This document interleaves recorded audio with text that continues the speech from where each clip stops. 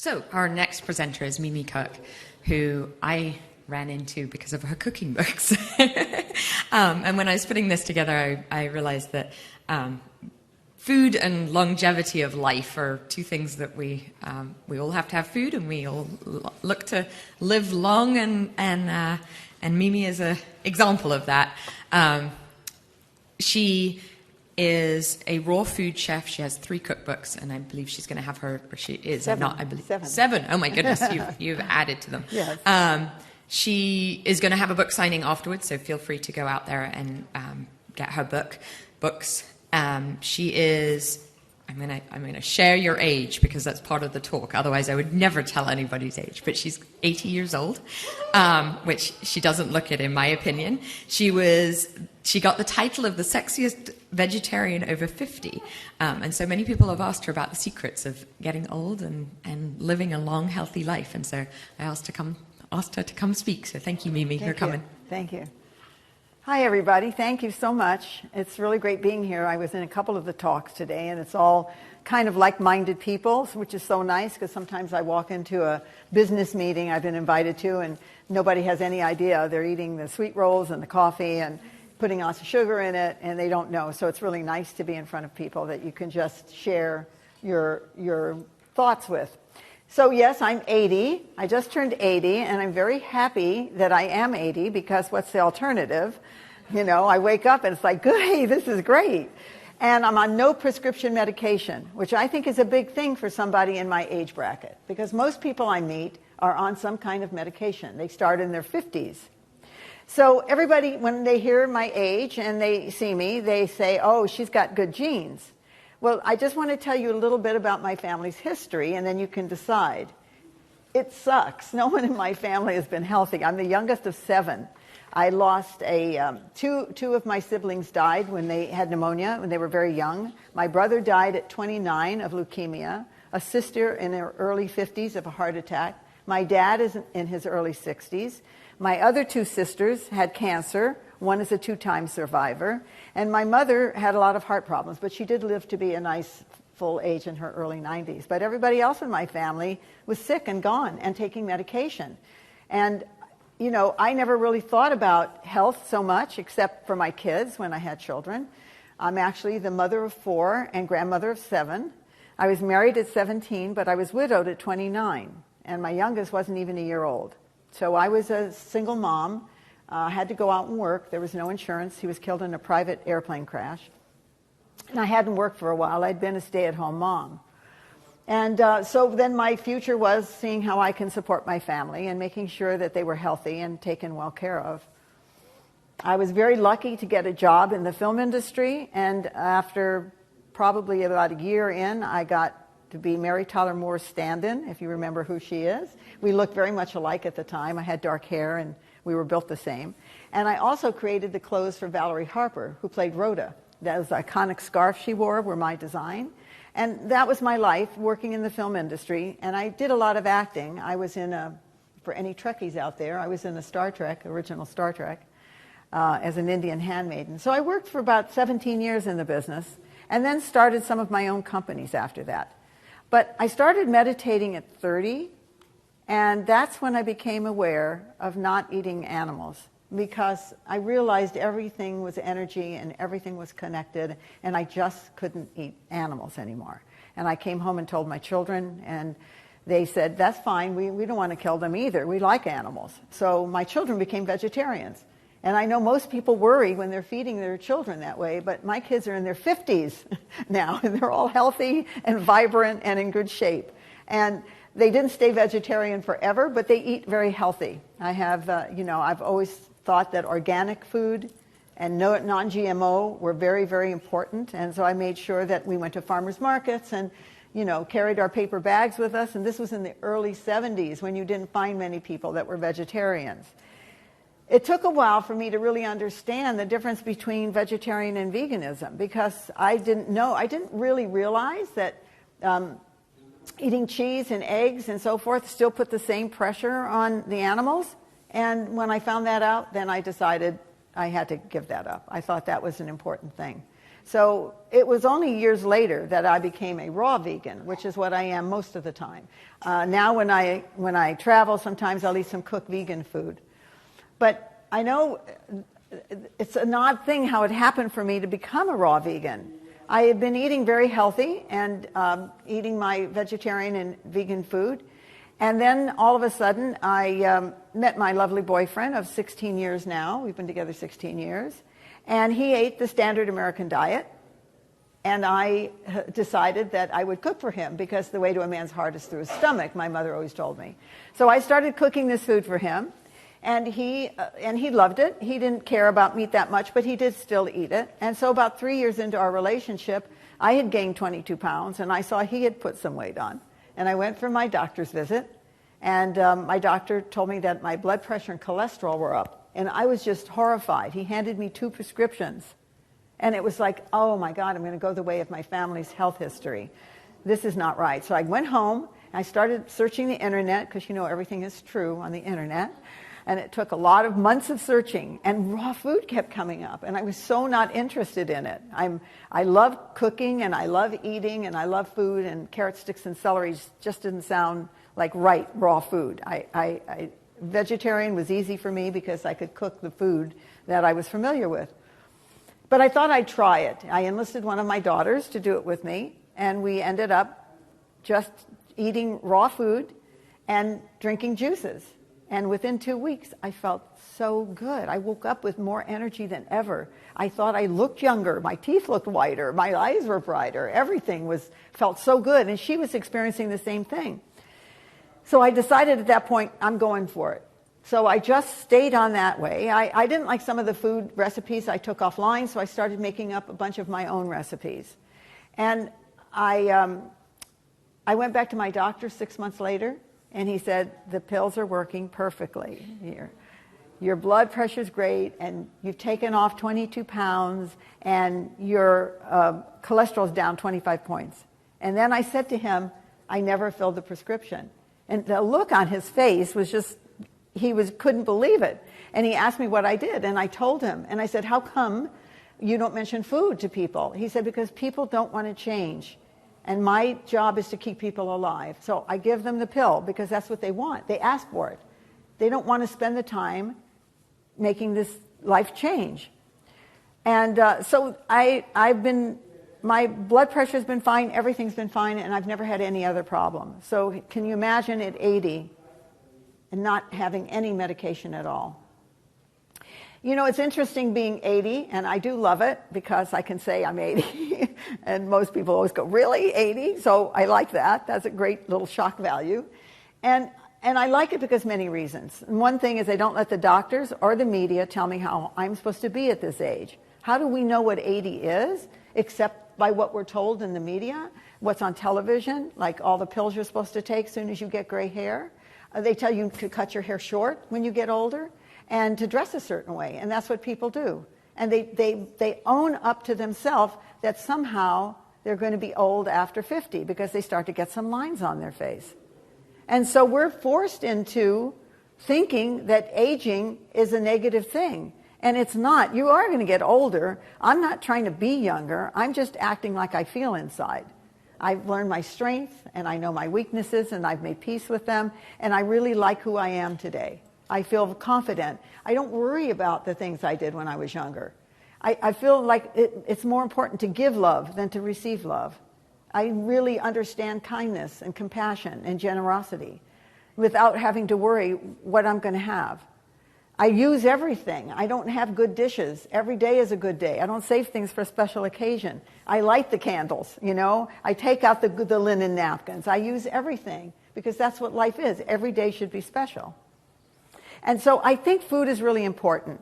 After I won that Sexiest Vegetarian Over 50, it was so interesting because then the PETA people got newscasters to cover me. I was already on all my local stations, CBS, NBC, Fox, KUSI, where I live in San Diego, and I just kept getting covered by the news media. And down the line, and I was so excited because I remember being on a show and they said, well, how has it been since you won this award? And I said, well, I used to have 100 people on my Facebook page, my family and friends, and it went up to 1,500. And I thought that was just amazing. And now I'm at 250,000 people on my Facebook pages and other social medias. And hundreds of millions of people have watched my YouTube videos. So this all I became a public person after this. It's not something I expected.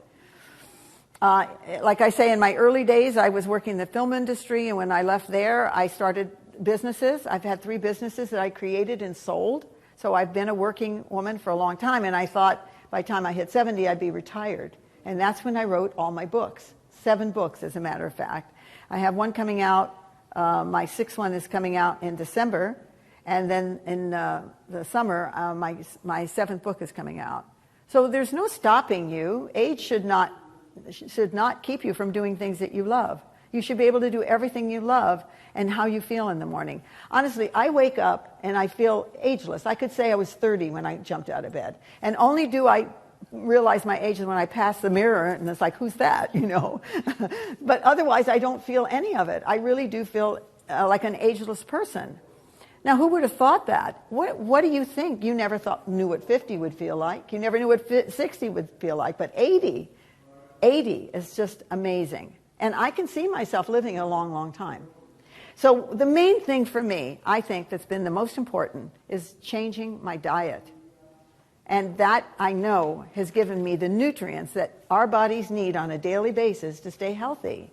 You can't be eating processed food and packaged food and expect to be healthy.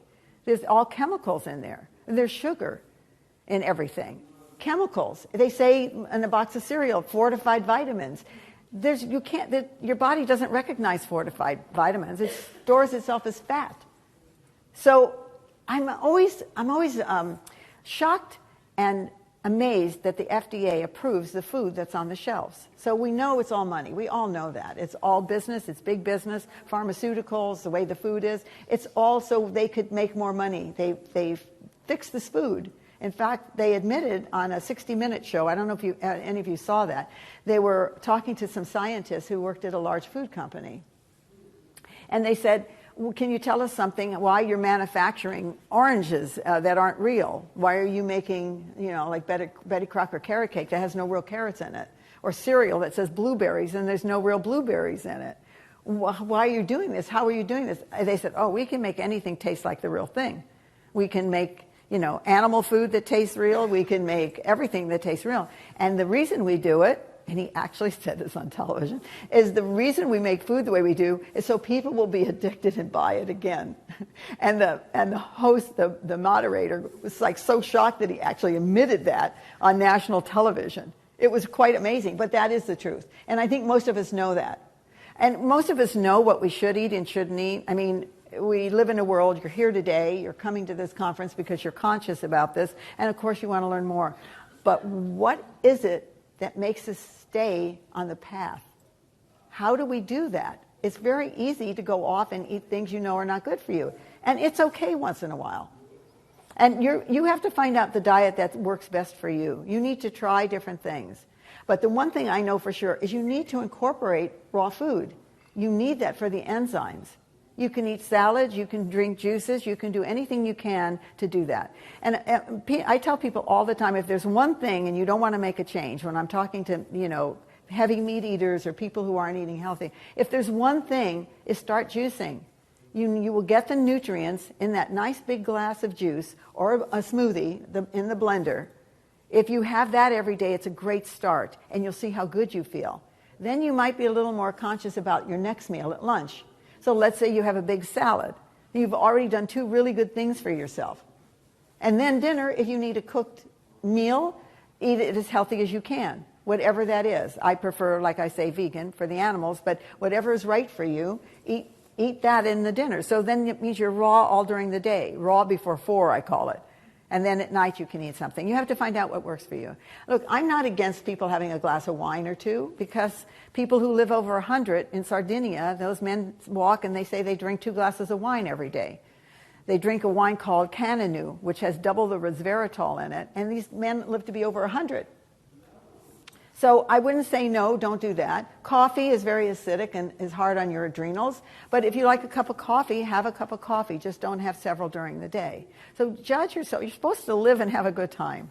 So you have to do what you feel is right for your body. But you have to learn all you can. If you are not reading packages, even if it says natural or organic, if you're not reading the labels, you're missing out. Because so much of the food that says it's organic or natural is not. There's stuff in there that you don't really want in your body. Those names that you can't pronounce, that's stuff you don't want in your body. So I think food is major. I've written these 7 books because I want to give people good recipes. It's important for me to let people know you can live to be my age and older, and you can be healthy, and you can be vital, and you can have your mind about you. And I travel. I carry my own suitcase. I'm very active. And again, not because of my family. I only have one sister left that's living, and this is a sister who's a 2-time cancer survivor. And she's a couple years older than me, but she's very energetic, but she's got aches and pains and doesn't feel well. I feel great, and that's what we want. It's really not about how long we live, how many years. It's how we live when we are living, alive. I've had so many friends. I did have it. It's an autoimmune disease. I'm glad you brought that up because that's one of the things that was happening when I went to the doctor. I started to feel joint pains. I cut out gluten, and that did it.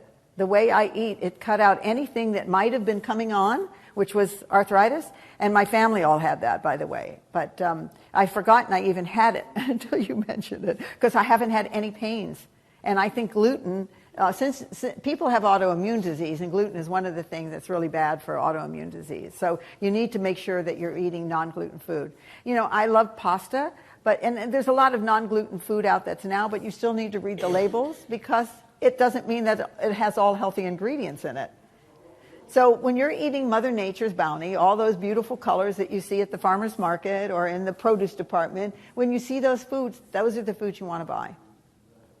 Now, I mentioned that raw food is not all just uncooked food because I use a dehydrator, and if I'm at someone's house, I'll use the oven on the lowest temperature. I heat all my soups, so I'm eating warm foods as well. I make lasagna out of zucchini noodles. I make pastas. I make pizzas. I make desserts. I make all kinds of foods that are so delicious. And if you want to look at the photos in my book, you'll see they are fabulous looking and they are fabulous tasting. And my popularity happened right after this. I was voted the sexiest vegetarian over 50, and I had those PR people come talk to me. But then after that, in the last 10 years, I've been on Dr. Oz, on Rachel Ray, on Steve Harvey's show, on The Doctors, on national television. And it makes me so happy that I could talk about what I eat and people could see how healthy I could be. But it always bothers me that the first thing they say on all those shows, they'd ask the audience, can you guess her age? Let's see how old she is. So it made me very uncomfortable because then everything becomes physical. This is not what it's about. You know, it's not just about, we all want to look good, but you can't focus on the physical. This is something that does happen when you age. Things change in your body and in your face. And I have so many friends in the film industry in a very early age that get, cosmetic surgery and Botox. And they never work on finding out their joy within themselves because they keep thinking they can fix something outside. And even though you do that, you have to continue doing that. I'd rather work on my inner self of who I am, basically, and learn to love myself exactly the way I am and look in the mirror and say, oh my God, you look great, I love you, without clothes on. That's like a big thing. Most people can't do that. I do a retreat every year in Mallorca, Spain, and I travel internationally. I speak all over the world. Really about what I'm telling you about how to eat better food. I do a lot of food demos everywhere, and a lot on YouTube. You can find me on YouTube doing food demos. And food to me is a major thing. Now let's go to the next thing, which I think is very important, which is exercise, which I don't really like. And I've not been a person who exercised a lot. I depended on how I ate. It was only in the last 5 years where I realized I got to do something about doing more exercise. I walked. It's not that I didn't do anything. I did walk and I'd take yoga, but I wasn't regular. It's not something I loved. But recently, I've been turned on to Pilates, and that's what I've been doing, which I absolutely love, the machine Pilates, the reformer Pilates. And yoga. I love yoga. And walking. I walk a lot. I walked 5 miles the other day. I try to walk a couple miles, 3 miles every day. I think walking is one of those exercises that are very good for your body. You don't have to go to the gym. And you don't have to have excuses that you can't do something. You can walk out your door 15 minutes and walk back 15 minutes. And I think those things are very important. Those are the two very important things. The third thing that I find very important is I learned all about that it isn't our genes, that it's our cells. I read an amazing book called Biology of Belief by Bruce Lipton. And he talked about how it's our cells that determine how long and how well we live. And our cells are regenerating or degenerating all the time. We have trillions of them in our body, and they're turning over all the time. And they can turn over and be good and turn over and be strong, or they can degenerate. And that's what we want to prevent. Stress does that. Eating wrong does that. Not getting enough sleep does that. So your skin cells are every 4 months, your heart every 9 months, your liver every 5 months, your lower bowels every 5 minutes. While you're sitting here, cells are turning over. There are trillions of them in your body. That's what we have to pay attention to, basically, is our cells, and do all the things we can to keep them young. A woman called Elizabeth Blackburn just won, a couple years ago, won the Pulitzer Prize for telomeres. You know what that is? It's the little kind of end on your chromosomes, and those protect your chromosomes, protect your cells. When those are gone, that's when disease starts and the aging process starts. So I'm sure you're aware now that people are doing all the stem cell research to use cells for different things, putting more healthy cells in your body to get rid of the old cells. But between Bruce Lipton and Elizabeth Blackburn, I learned another trick about this. There is a company called teleyears.com. You can actually send in a sample. They take your saliva and stuff, and then they check to see what your age is by that. They can check your telomeres by this test. And sometimes they tell you you're 20 years older than you really are, or 20 years younger than you are. But if they give you the news that you're 20 years older, they tell you the things you can do, which are the things I mentioned. But also what I learned from Elizabeth Blackburn and Bruce Lipton was using your mind. Your mind and body are connected.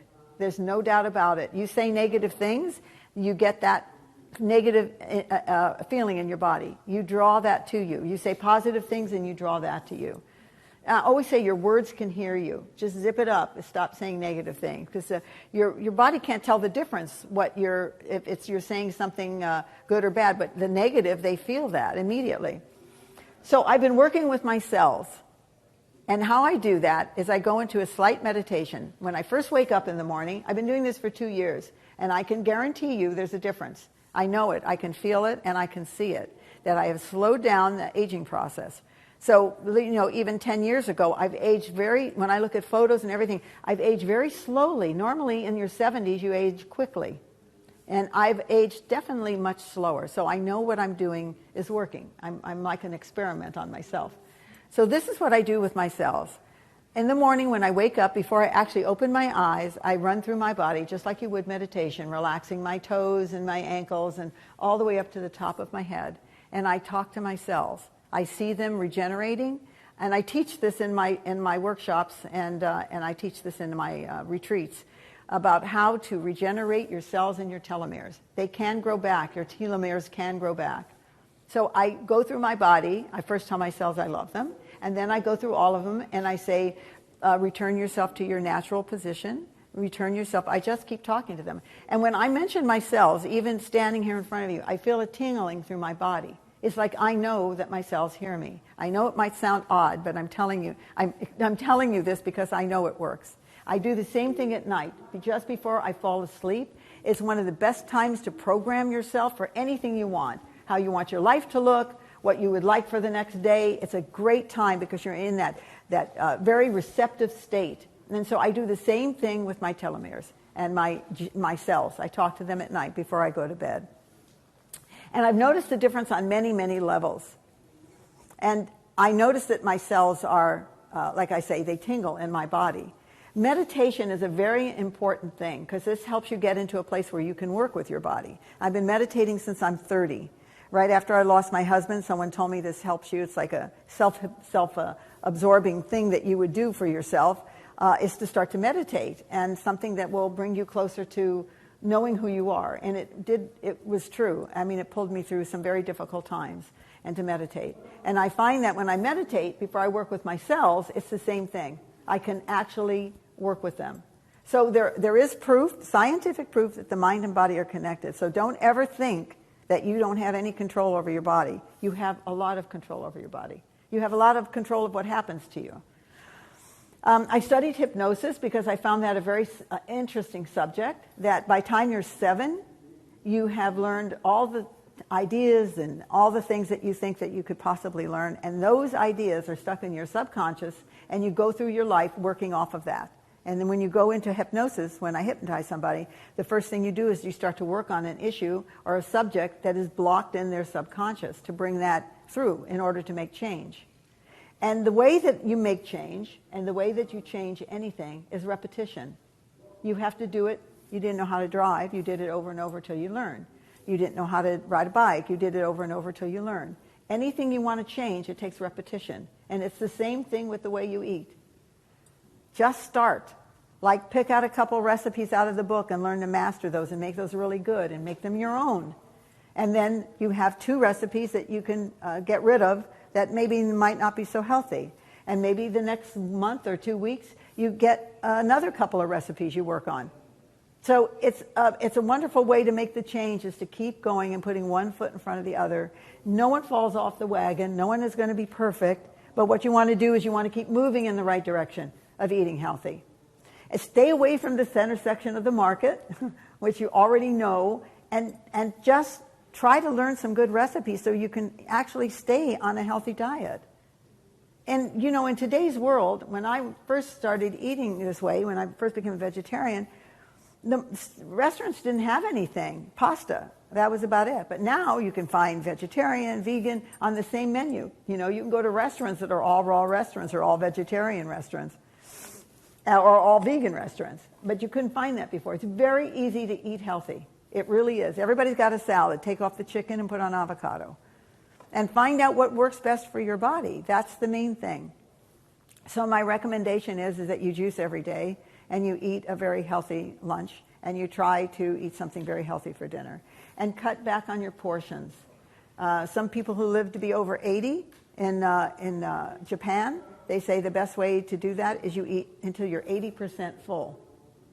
And I find that always amusing, and my boyfriend and I are always talking about, how full are you? He'll say, 76, I could eat a little more. But the way you find out, the reason why is because in 20 minutes after you eat, you're going to be full. 15 to 20 minutes, then you're going to feel you're full. And instead of eating until you're full, you have to stop before you're full. And you have to learn that portion for yourself. So eat part of your meal, half your meal, and then sit and see if you're still hungry. Wait, just slow down eating and just wait and see if you're still hungry.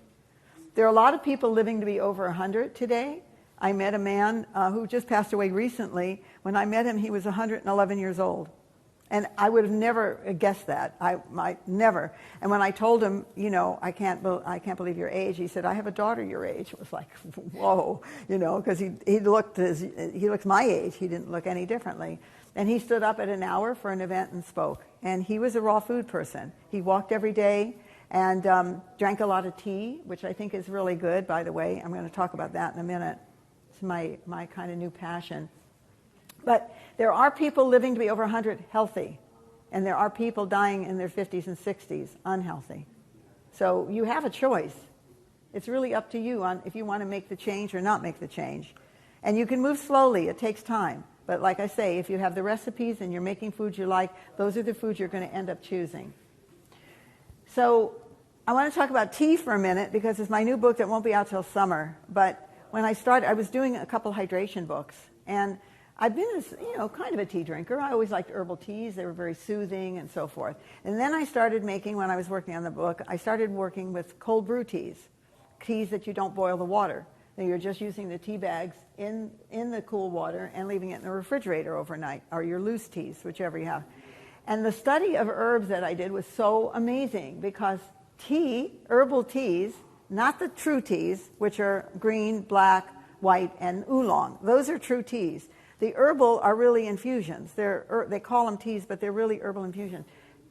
You must know, because you're in more of a health way of thinking, how fabulous the herbs are in teas and all the things they say that they can do. Green tea is one of the best things you can do. It is helpful for preventing cancer and all kinds of other diseases. And so having a green tea is great. But all the other teas are amazing. And actually, it's better drinking these teas than it is water. And let me tell you why. You know we all need water. Our bodies are made up, 75, 90% water. We need water in our bodies to keep ourselves healthy. Most people are dehydrated. They don't drink enough. And when they drink enough water, sometimes they're not getting all the nutrients they need, and then they're still not getting hydrated. So here's why teas are so good. They're filled with minerals and antioxidants. They're filled with so many life-giving things that when you drink that, your body absorbs it. It isn't doing it like it does with water, which sometimes absorbs, sometimes doesn't. It actually absorbs in your system, and it hydrates you. So I use tea water in my smoothies. I use them in all kinds of things, and I drink tea all day. I mean, I drink water sometimes, but mostly at home, and even now that I'm out, I drink tea. Organic, please, if you're going to do that, please buy organic, because it's sprayed, just all the teas are sprayed like everything else, even though they say they have good things. All the food that says it has a lot of nutrients in it, when it's sprayed, you might as well forget it, because you're kind of combating what that was. So let me see my time here, if I'm into the question and answer. I'm good. Okay, great. So anyway, I think that living a full life and giving back is one of the most important things. And I could just be home lounging around right now, but I love what I do so much. I really do. I love going out and speaking to people. I really feel like I've helped a lot of people change their attitude about aging, and I've helped a lot of people get healthier and get their families healthier. And it's never too late or never too early to start. And so I think that's a very important thing, is to know that you can do it at any time. It's your decision. It's totally your decision. I mean, think about what you ate yesterday, if you can remember, and think about what you could have done better, where you could have improved your eating habits from yesterday, and start to learn about yourself slowly but surely. Be conscious of what you're doing. Spend time in nature so you can connect more.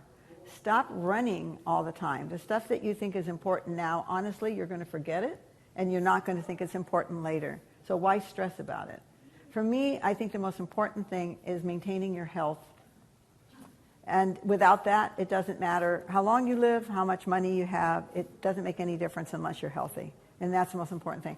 I lost a very good friend recently who wanted to live his life very fully. He was a celebrity, and he loved drinking wine and eating, and he was, not feeling so good, but he didn't want to do anything about it and change his lifestyle.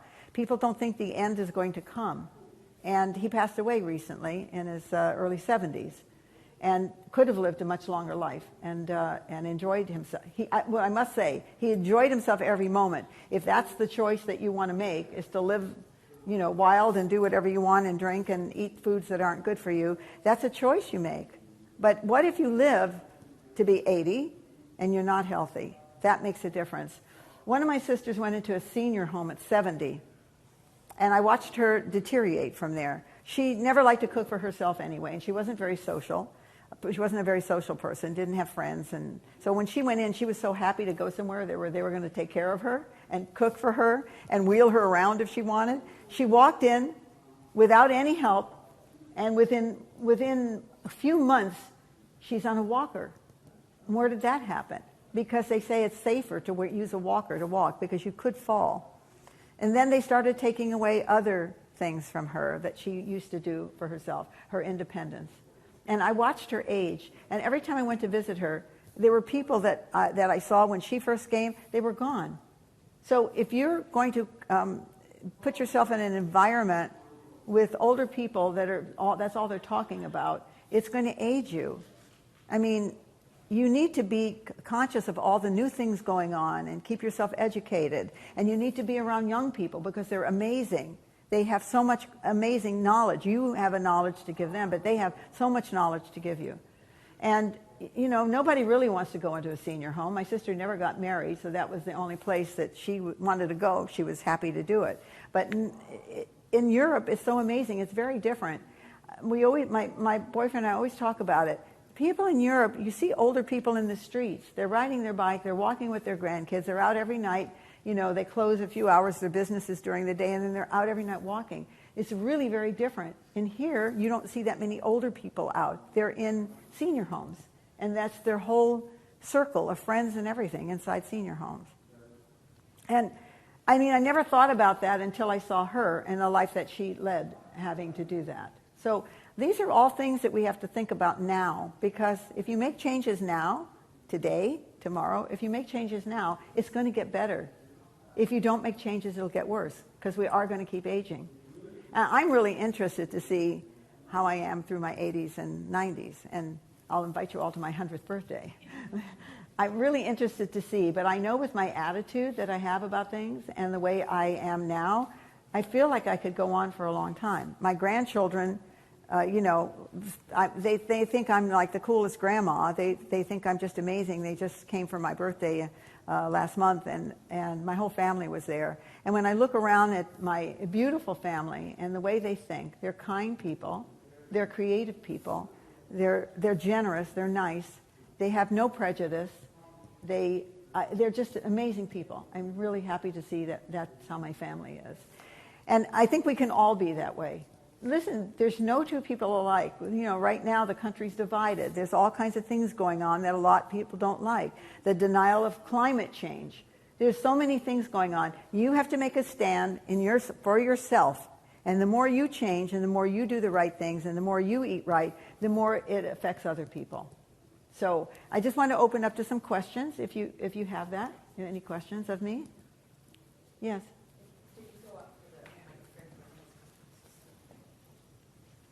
Hello, I have two questions. Yes. One is, do you drink both true teas and herbal infusion teas? Yes, I drink both. I love green tea. I think it's just amazing. If I don't want I drink those in the morning because they have some caffeine in them. They're not as bad as people think, the caffeine. So I drink those in the morning, and I drink herbal teas throughout the rest of the day. And I also use them, by the way, to make amazing lattes with almond milk or cashew milk or any kind of hemp milk. And I use maple syrup as my sweetener of choice. And I find like I don't need much of that. But I make myself lattes during the day. I feel like a normal person. So, yeah, I do drink, I think the other 4 teas. Black tea is one of the most popular teas in the world, actually, and very healthy. Black and green. They're really good teas. So, and sometimes I mix a little of that in with the herbal teas. So it's not straight green tea. By the way, if any of you drink green tea, you notice there's that a little taste to it, a little acidic sometimes, you know, when you have hot tea and it's got a little taste. The one thing about the cold brew tea is that it is non-acidic, because you're not boiling those herbs. You're using cold water to extract them, and you're getting all the nutrients from it. So it's quite good. I do drink some hot teas myself too. I think they're very soothing and healthy, but mostly I drink my cold teas like water during the day. So, you have another question? Yeah, my second question, I'm with you. I've been vegan for decades, and my son has been vegan all of his life. Yeah, I'm sorry, I didn't hear you. I said I'm with you. I've been vegan for decades, and my son's been vegan all of his life, and I believe wholeheartedly. Oh, that's in so living that great. way. But I know a lot of people, even in the community here today, feel very differently, and go for the Western price method or paleo. Right. How do you respond to that whole debate, or do you? Well, I don't for myself. It's more of a compassionate thing. It really isn't like, oh, this is going to make me healthier. I mean, it's great to think that way, but I really started it and still believe it's a compassionate choice that I've made. Everybody's got to find their own place, and everybody's got to try things. Like all the people who try diets, which don't work. I consider this a lifestyle, not particularly a diet. This is a lifestyle. But I talk to people that are, drinking bone broth, and it just gives me the shivers, because where do we hold a lot of disease? In our bones. I mean, I grew up eating liver and meat, and my mother thought we had to have that at every single meal. That's how I grew up. But I was off on my own at 17, and I really didn't learn about food until maybe 30. So that's when I started to change. But honestly, I can sit at the table and someone's eating meat, and I don't like it personally, but that's their choice. I don't want to make anybody wrong for the choices. Everybody is where they have to be. And for me, it's being compassionate is being compassionate to the people's choices. And I don't offer anything. Like when I come out to speak, then I say the things that I believe, but I don't sit at a dinner table and make people feel uncomfortable. And so everybody has their, for me, I don't like those choices. I don't think they're healthy. I do think if you're eating the food where Mother Nature made it as close as possible, I think you're going to be the healthiest. Once it goes into a factory, it's processed. You think you're getting the vitamins from it, but you're not getting the same thing. It's processed. It's killing what is in the food. So for me, eating fresh food can't be beat. I'm not one for the butter or the fat or the, it's just not the way I want to eat. Yeah, so. Any other questions? Yes. You want to do it so everyone can hear you on the microphone? Do you drink milk? No, yes, I drink nut milks. Hemp milk, oat milk, almond milk, chia, cashew milk. I don't drink dairy milk. Okay. The other thing is, I've seen big controversies about seeds. And about seeds? yes, and I know the vegan diet has a lot of them. Yes. And anyways, I guess it has to do with the process, how your body digests them and things. Right. And so I was just curious how you felt about seeds. Well, I think seeds are great. They give you a lot of protein, and people that are eating the way I do eat need to have that. One of the things that we do and we've learned to do is that we soak our nuts. That releases the enzyme inhibitor in them, and it makes it easier to digest. And you can do the same thing with seeds. But I personally have no problem. If someone has diverticulitis, you can't eat seeds. You can't eat strawberries. You can't eat other things. So I think you have to tell from your own body. They've always made me feel nourished. They've always been something that I've added. I've eaten nuts and seeds for many, many years. And I have to go by what I know for myself and what I've worked with other people. If you have an allergy to them in some way, then I would say don't have it. But otherwise, I think they're very, very healthy. And we do use a lot of seeds and nuts. But not to excess as far as the nuts go. Seeds don't have the same kind of fat content that nuts do. So if you're conscious about that, I use seeds. I make a seed breakfast, actually.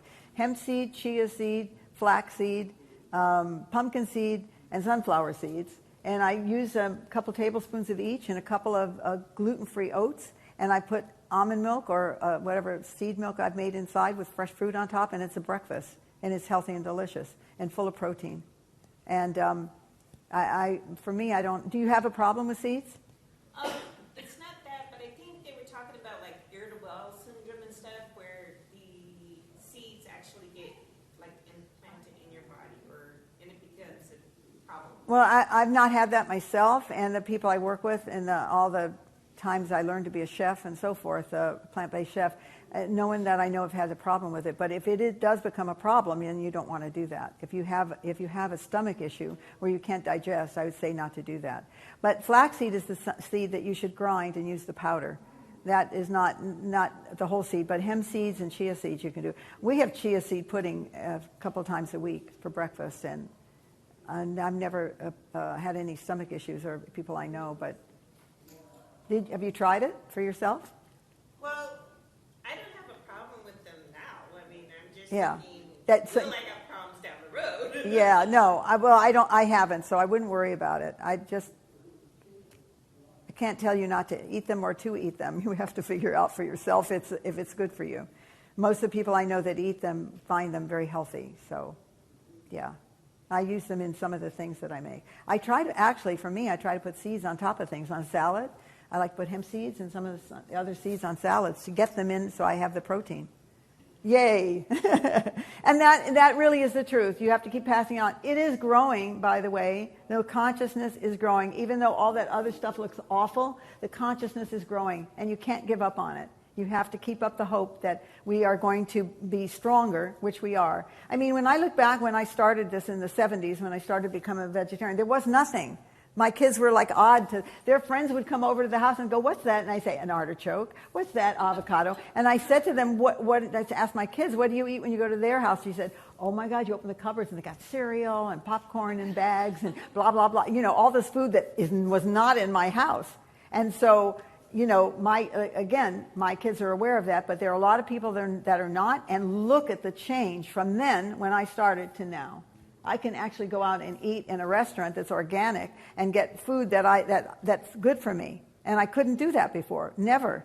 I still think it's important to cook your own food, by the way. There's nothing like fixing your own meals. We have to go out sometimes. I'm a social person. I do go out, but we eat home most of the time because my boyfriend says, I'd rather eat your cooking than anywhere else. And he doesn't, of course he eats like I do now because he doesn't cook, so he's at my mercy. and he loves it though. He's really changed his diet completely. And he'll be out there selling the books out there. I'll go out and autograph any that you want, but he'll be outside and you can just ask him. He's really changed over the 16 years we've been together, he's changed his diet completely. Yes? What about fasting? Fasting. Well, that's a good thing. It's very interesting. I have fasted on just water for 15 days many years ago before I really knew about health, and I think juice fasting is the best thing because your body needs nutrients all the time. If you're fasting on water, if you're sick, fasting on water under supervision is a good thing. But doing it yourself, I think juice fasting is best because you're getting the nutrients, which your body needs. You don't want to starve them from any nutrients. So fasting on juice, I think, is an amazing thing. You can do a 3-day. In my juice book, I have different kinds of fasts that you can do, a 3-day fast or a longer fast, a week-long fast or whatever, and different ways to do it, you know, half juicing but I think fasting is very healthy for the body. Anytime you can shut down the digestive system. I consider myself a faster because if I finish eating at 7 o'clock and I don't eat all night and I don't eat until 10 or 11 the next day, I fasted. So you can fast you can consider yourself fasting overnight where you're giving your digestive system a rest. Eating too late doesn't happen. You lay down with food in your stomach, it's just very unhealthy. When you did the water fast, was that supervised? Yes, it was supervised. It was many years ago. It was a doctor who read the iris of my eyes, and my friend and I decided to do a fast. And it was so interesting because I stayed in. I didn't really, I didn't go to work, didn't do anything during that time. I wanted to rest my body.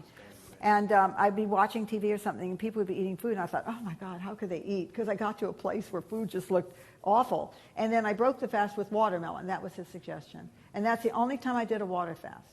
And otherwise, I've done spirulina and greens and a juice fast. And I just find that more healthy because I don't get tired. I don't lose any energy. So you're still able to function when you're doing Yes, I can function perfectly well. You have important 6 or 7 juices a day, and you make them a little different. If you have a good juicer, you can make them for 3 days in a row with a slow auger juicer, a cold press. Otherwise, you could get it at a place. You know, you can buy a juice fast for a week from a juice place that's organic. Make sure it's always organic.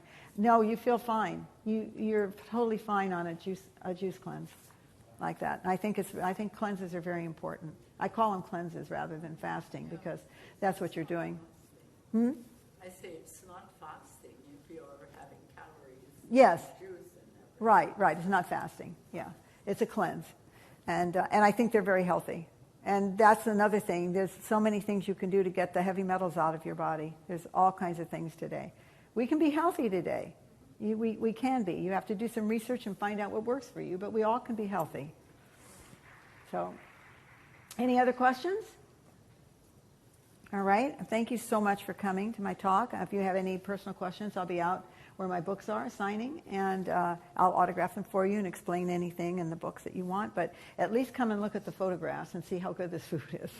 It's quite amazing to think that you can eat this good and know that it's healthy. So thank you so much for coming, and thanks for coming to this event.